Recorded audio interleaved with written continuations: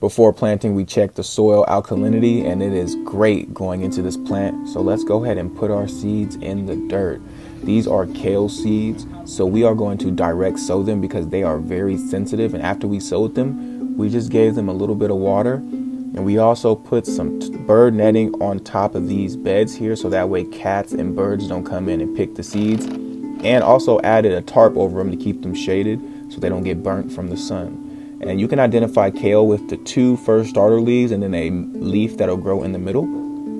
And look, they've grown in bunches here, and they are growing green and healthy. And you can already taste these green kale plants from their beginning births. Look at them here, going green, big and healthy. Added some food here and also rinsed the food down. And this is just the beginning of our kale that can possibly grow for 2 years straight because they are biennials.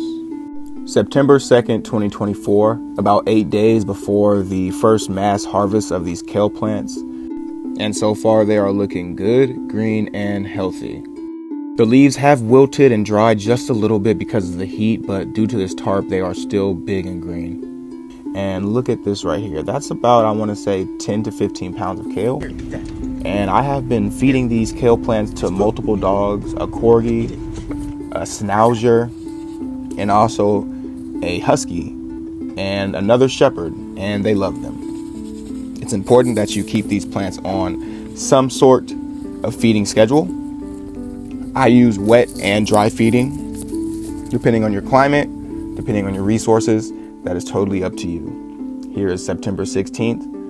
That is 6 days after the first harvest. And here is September 24th. Look how much bigger the kale plants have gotten because of the harvest. When you harvest these plants, they grow back bigger and stronger. It promotes the health of the plants and it promotes them to grow.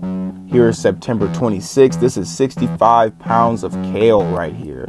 September 26th, 2024.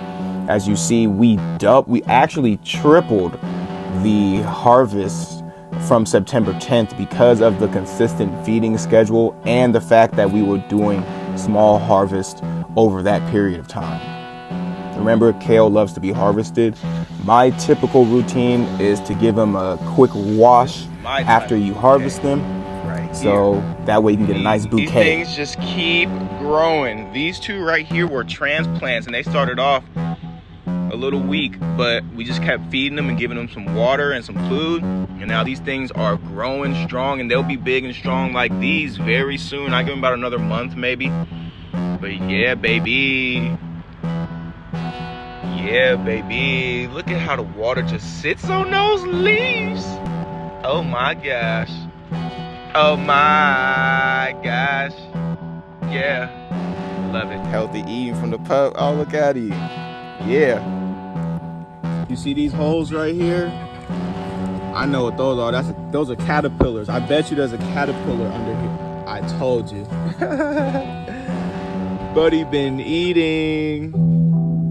Can't blame him, no. Yep, you can tell a caterpillar hole. They bite them clean circles right through them. Check out another. Oh snap! We didn't got pillar attacked.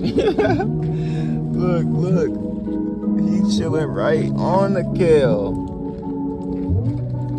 He got him a nice meal. He's sleeping on it. That's wild. There's got to be one under here. Oh, he just fell. Oh, no, he didn't. There's got to be one under here. These holes are too big. Look at him. Look at him right there. There you go.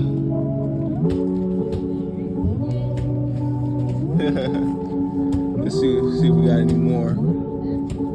Oh, there's got to be one in here too. Let's see.